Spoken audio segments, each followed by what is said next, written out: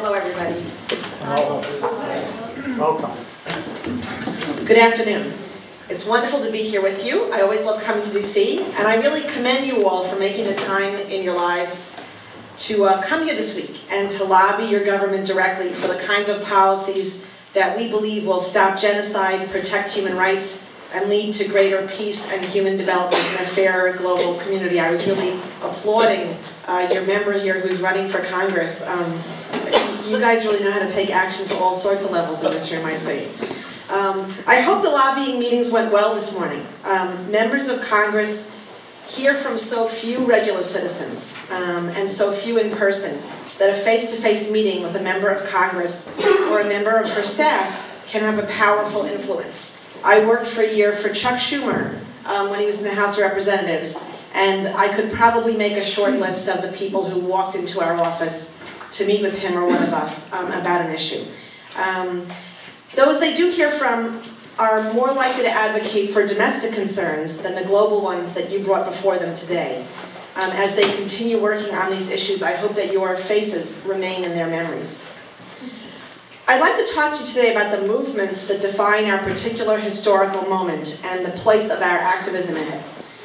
As we admire the courageousness and strategic wisdom of the Arab Spring, the Occupy movement, and other signal movements of our age, we might be tempted to think that our own rather more ordinary efforts at activism are unimportant or ineffective. But I want to argue that this is an especially auspicious time for the work we are engaged in, and to urge you to intensify your efforts so that you may take advantage of the window of opportunity we have, created in some part by these movements. The power of people to make significant political change is my particular interest as a political scientist, whether that is in their local community, their nation, or their world. Much of my teaching and research concerns the ways that people use their vote, their voice, and their activism to remake their communities, to remake those communities that they belong to. I've written about voter registration reform and about the tactics that have been used to suppress the vote in this country, especially the vote of people of color. I've written about how interest groups like this and their members lobbied for that voter registration reform and what obstacles they faced and opportunities they had in trying to accomplish that. I've taught about the power of nonviolent action and the myriad ways that regular people, by withdrawing their consent from a tyrannical government, can drain it of power. I've examined the way, for example, the people of Poland brought down their communist government, and the way that people in the Bronx, where you can tell from my accent I derive, held Freddie Mac accountable. Not accountable enough, apparently, but I'm trying. I engage in this research out of awe at what ordinary people have accomplished politically over the centuries.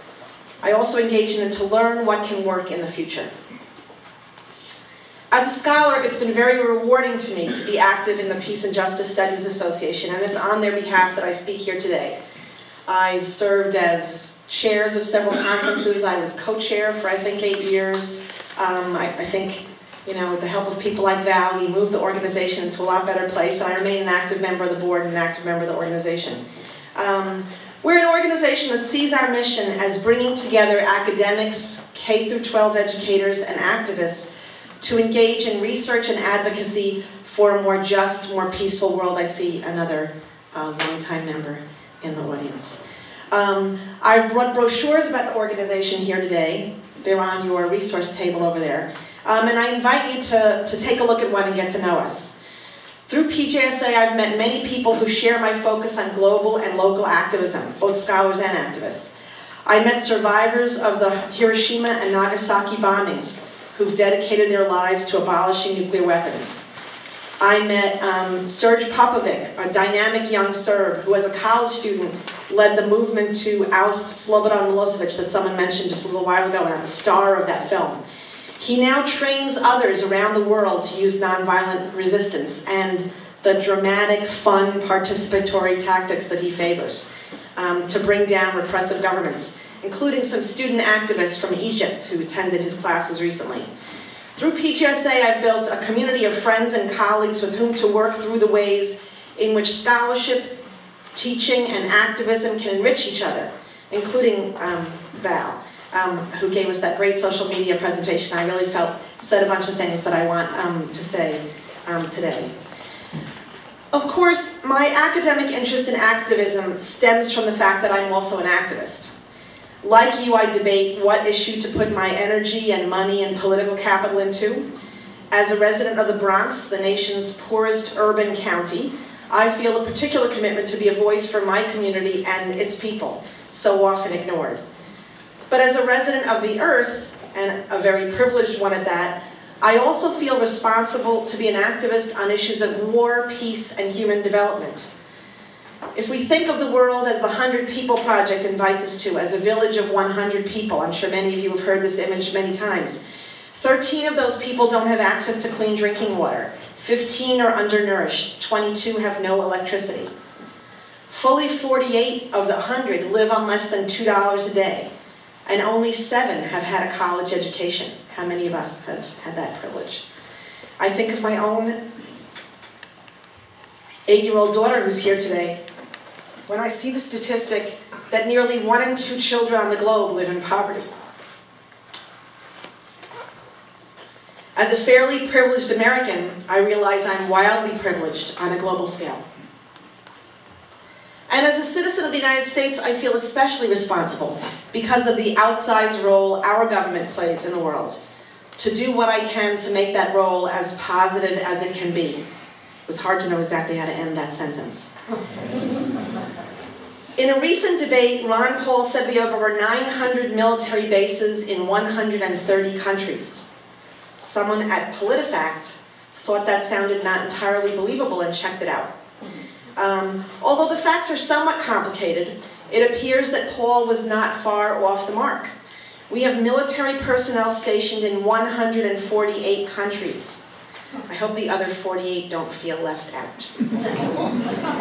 We've officially got 662 military bases, and while some of those are no longer larger than a decent-sized living room, there are numerous other facilities at which American military personnel work that are not called bases, because that's a politically sensitive word. One of those is the Manas Transit Center in Kyrgyzstan, through which every US military person going in or out of Afghanistan travels.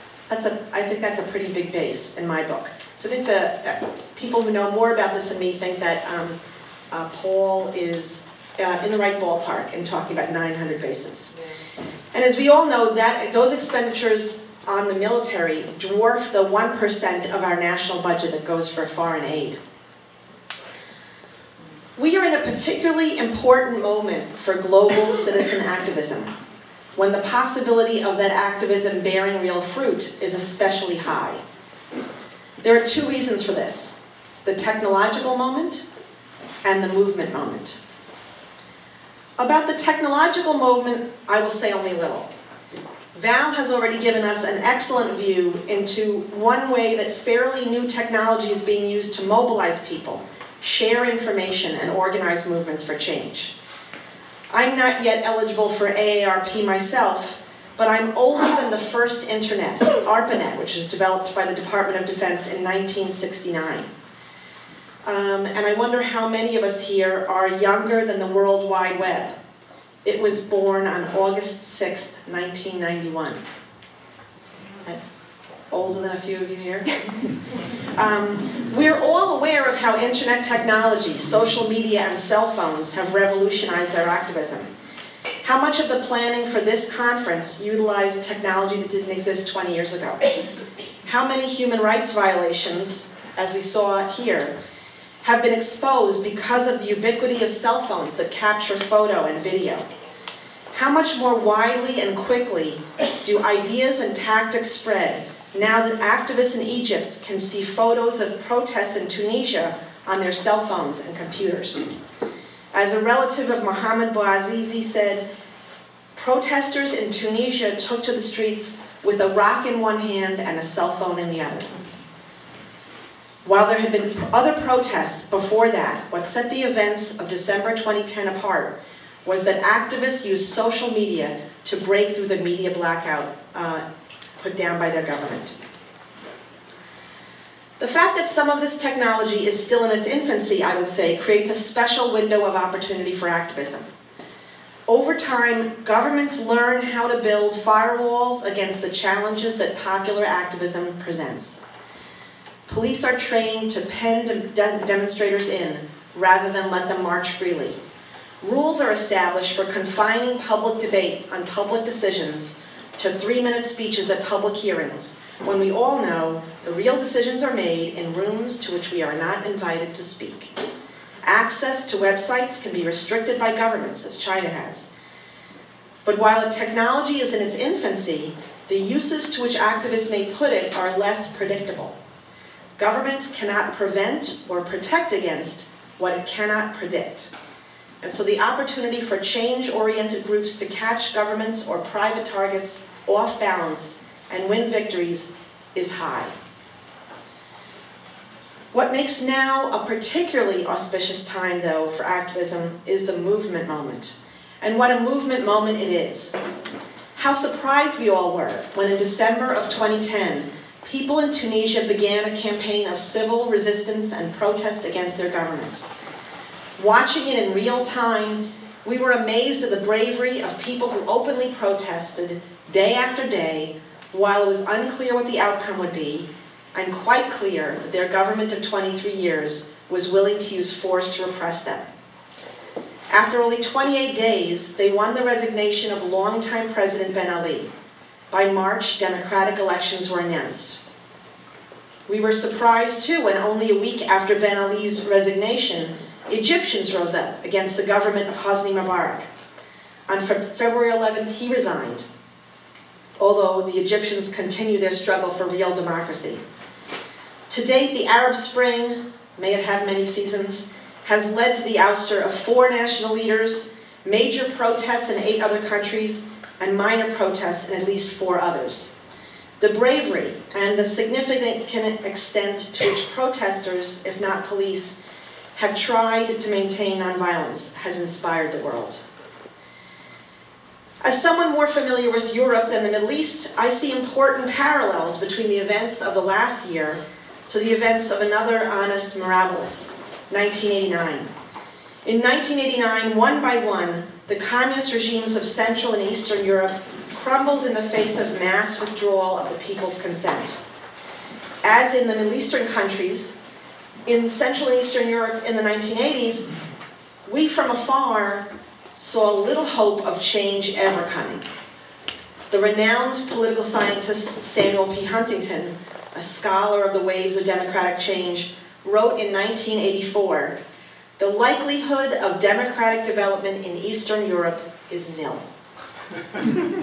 I love reading that with my students. I like them to know that smart people can sometimes not predict the future. While he noted some conditions in Czechoslovakia, Hungary, and Poland that were conducive to democratic development, he saw the threat of Soviet intervention as an overriding obstacle. Yet 5 years later, things were definitely changing. On March 15th, 1989, 23 years ago exactly today, 100,000 people marched in Budapest. In November, the Berlin Wall came down. In December, Nicolae Ceausescu was shot dead.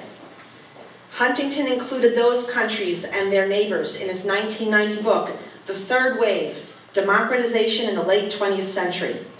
One of my grad school professors said to me at the time, "This is the problem for your generation of political scientists. We did not see this coming." Looking back now, of course, the scholars of the region and of democratic change can see where they should have seen it coming. Although there had been serious repression of the Soviet bloc, there was also dissent and open challenges to the regimes. We all know about Lech Walesa leading the striking shipyard workers in Gdansk in 1980, but it's less well known that he was also a leader in the unsuccessful 1970 strikes. In an interview for the excellent documentary series A Force More Powerful, Walesa remembered how in 1970, the shipyard workers decided to march to the government offices downtown. But along the way, they were attacked and provoked into violence by allies of the government. In the intervening years, Walesa said, he had a lot of time to think about that march. And he decided that Should he ever have the chance again to lead a strike, he would organize a sit-down, lockdown strike behind the gates of the shipyard rather than risk confrontation with the military in the streets. And that, of course, is exactly what he did do when the moment was right in 1980 and Solidarity was born. In Czechoslovakia, we see that long before people marched in the streets in 1989, intellectuals had begun the Charter 77 movement to demand that the government live up to the Human Rights Accord it had signed in 1975. They banded together to defend, of all things, a rock band. Not a political band, really, just a group of guys who wanted to make some really good rock and roll, which was a little too bourgeois a pursuit for the Czech government. But they unintentionally started a human rights movement. In so many cases, when a mass movement arises and fosters major change, we can look back and see that there had been people working for that change for a much longer period of time. Perhaps smaller in number, perhaps using different tactics or with a slightly different message. But they were preparing the way all along to take advantage of the movement moment when it came along. When we think, for example, of the civil rights movement in our own country, we think of the important actions of the late 50s and early 60s, from the Montgomery bus boycott on. But clearly, activists had been working on civil rights issues long before that. The NAACP was founded in 1905 and brought numerous lawsuits to combat segregation and expand educational opportunities for African Americans in the first half of the 20th century. In the 1930s, they hung a sign over Fifth Avenue in New York City that said, "A man was lynched yesterday."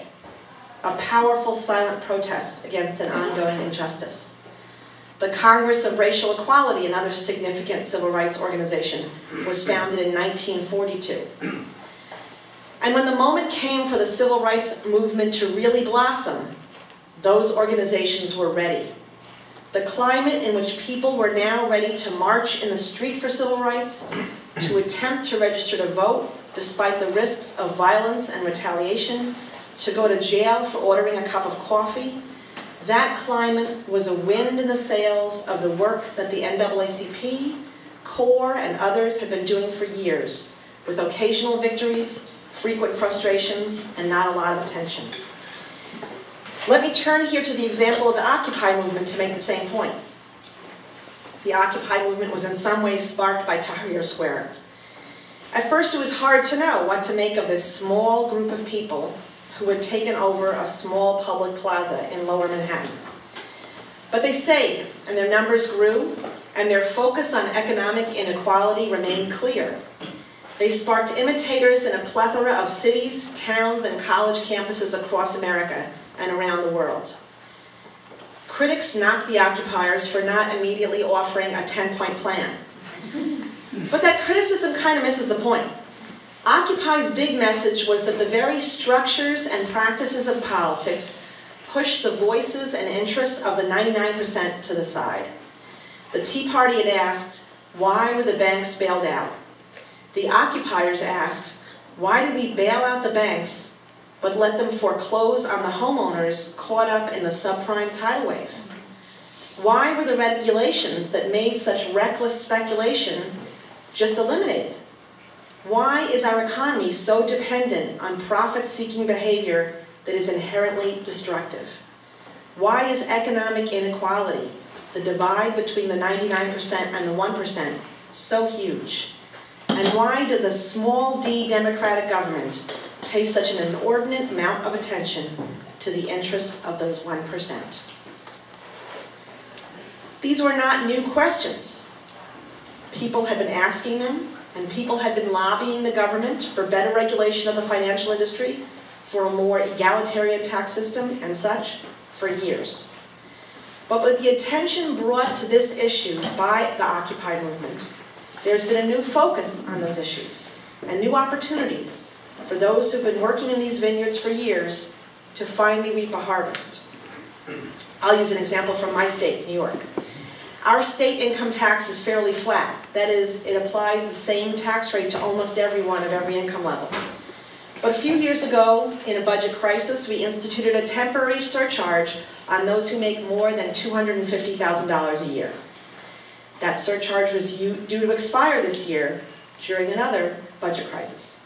But Democratic Governor Andrew Cuomo said he would not renew it, arguing that it would be breaking a promise to those who were told it would be temporary.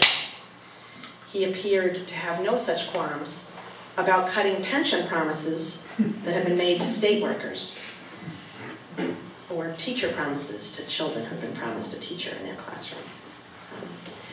Occupy Albany dubbed him Governor 1%, and made the fact that the 99% were being asked to accept less government services and government workers less compensation, while New York's wealthiest need not sacrifice.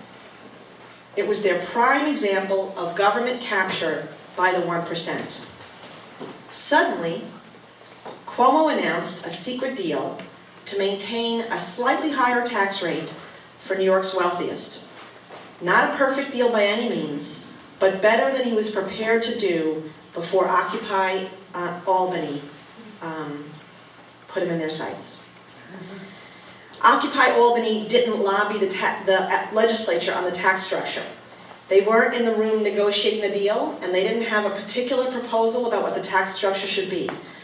But other people were, interest groups, citizens, and legislators who'd been working, some of them for a long time, to make New York's tax structure fairer. Occupy Albany brought a new spotlight to the issue, which bolstered the work of those who'd been working for tax justice all along, and made that victory possible.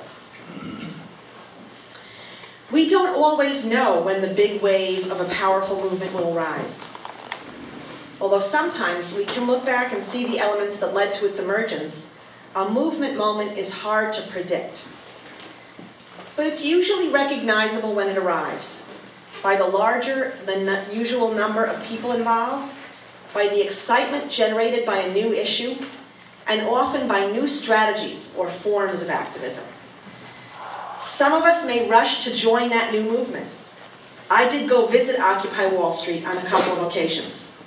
My friends from PJSA and I also marched with Occupy Memphis when we held our conference there. But I didn't move into Zuccotti Square. I've got students to teach, a daughter to raise, and a fondness for a good night's sleep in a normal bed. I'll be honest. But I've drawn great excitement from the fact that what they are doing brings new attention to the issues I've been concerned about and working on for years.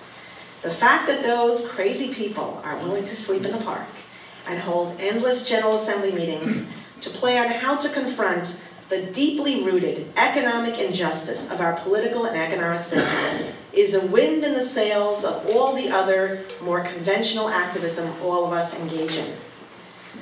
For those of us engaged with international issues, what an opportunity Arab Spring presents to us. It represents the desire of the world's many peoples for human rights and the need to maintain effective, adequately financed international structures for supporting that desire. Just as our efforts are energized by their brave presence in the streets, they need us to pressure our government, especially our government, the US government, to do more for human rights and to keep their interests foremost as we consider how to respond to events in their region. We don't know how long this movement moment will last, so it's important to make the most of it. I expect that in the Middle East, the anniversaries of the significant events of Arab Spring 2011 will be the occasion for events that we'll come to identify as Arab Spring 2.0. I know that the Occupy movement has a lot planned for the coming months. We have to take the lessons we've learned from our own activism and what we've observed around the world and redouble our efforts to create the kind of world we want to live in. I'll close with a few of the lessons I've drawn. Be persistent.